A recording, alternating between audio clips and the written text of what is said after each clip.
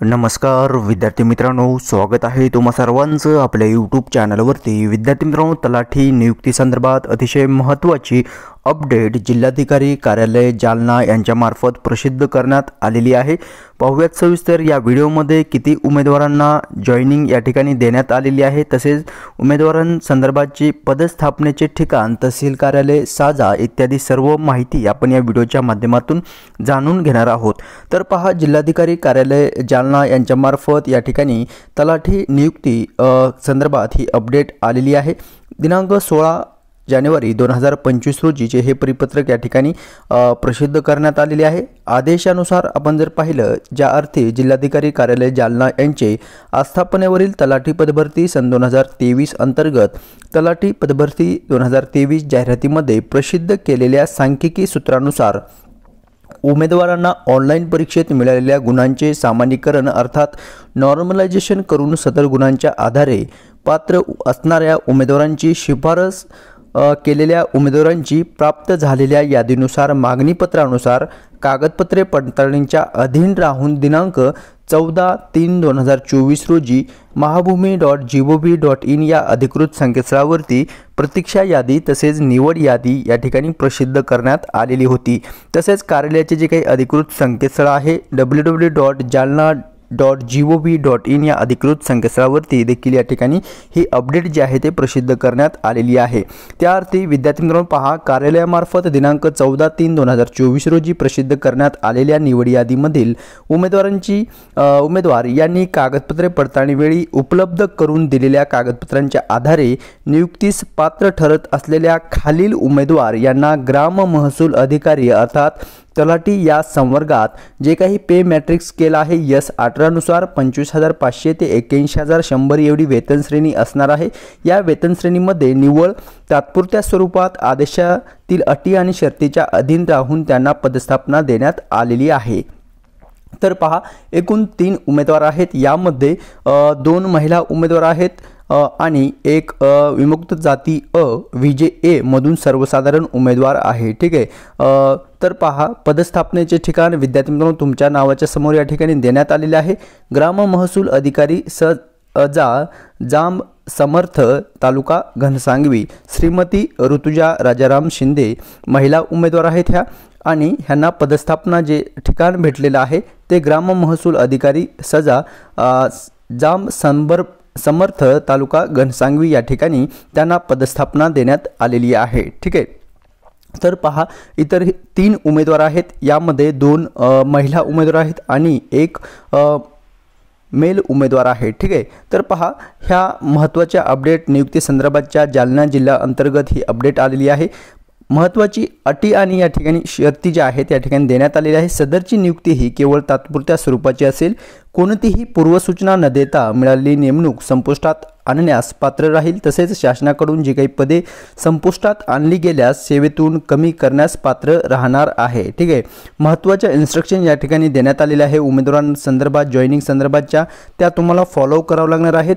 त्या याची लिंक जी आहे विद्यार्थ्यांनो तुम्हाला डिस्क्रिप्शनमध्ये प्रोव्हाइड केली जाईल। त्या लिंकवरती क्लिक करून तुम्ही ही PDF जी आहे ते डाउनलोड करून घ्यायचं आहे आणि ज्या काही अटी आणि शर्ती आहेत त्या तुम्हाला फॉलो करायचं आहे। ठीक आहे। ज्या उमेदवारांची निवड विशिष्ट मागास प्रवर्गासाठी आरक्षित असलेल्या जागेवर झालेली आहे अशा उमेदवारास त्या प्रवर्गातील जात प्रमाणपत्राची वैधता तपासण्याच्या अधीन राहून तात्पुरती नियुक्ती करण्यात येत आहे। यामध्ये पहा, जे काही 6 महिन्याचे प्रशिक्षण तुम्हाला घ्यावं लागणार आहे किंवा जे काही कास्ट व्हॅलिडिटी संदर्भाचे जात वैधता प्रमाणपत्र 6 महिने तुम्हाला त्या ठिकाणी मुदत जी आहे ते देण्यात आलेली आहे। 6 महिन्याच्या आतमध्ये तुम्हाला हे प्रमाणपत्र जे आहे ते या ठिकाणी सादर करणे अनिवार्य असणार आहे। ठीक आहे। जर तुमच्याकडे व्हॅलिडिटी सर्टिफिकेट नसेल तर लवकरात लवकर काढून घ्यायचं आहे आणि तुम्हाला वेळ देखील देण्यात आलेला आहे।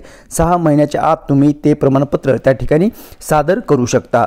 नंतर उमेदवारास नोकरी सोडावीची जर असल्यास तशी पूर्व सूचना तुम्हाला 1 महिना अगोदर नियुक्ती प्राधिकारी यांना देऊन राजीनामा मंजूर करून घ्यावा लागणार आहे। अन्यथा अशी पूर्व सूचना जर तुम्ही नाही दिली तर विद्यार्थ्यांनो तुमच्याकडून 1 महिन्याचे मूळ वेतन वसूल करण्याचे अधिकार नियुक्ती प्राधिकाऱ्यास राहणार आहे।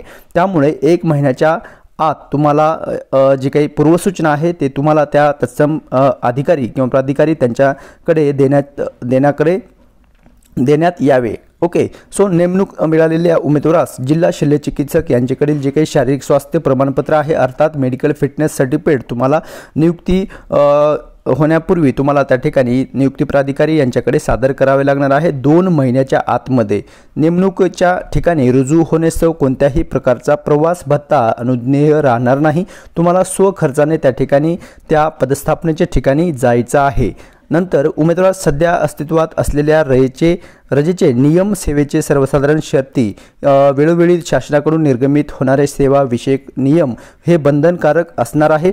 तसेच विद्यार्थी पहा, महसूल विभागातील तलाठी संवर्गासाठी विहित करण्यात आलेली परीक्षा नियुक्तीच्या तारखेपासून 3 संधीत व 4 वर्षात उत्तीर्ण होणे हे या ठिकाणी अनिवार्य असणार आहे।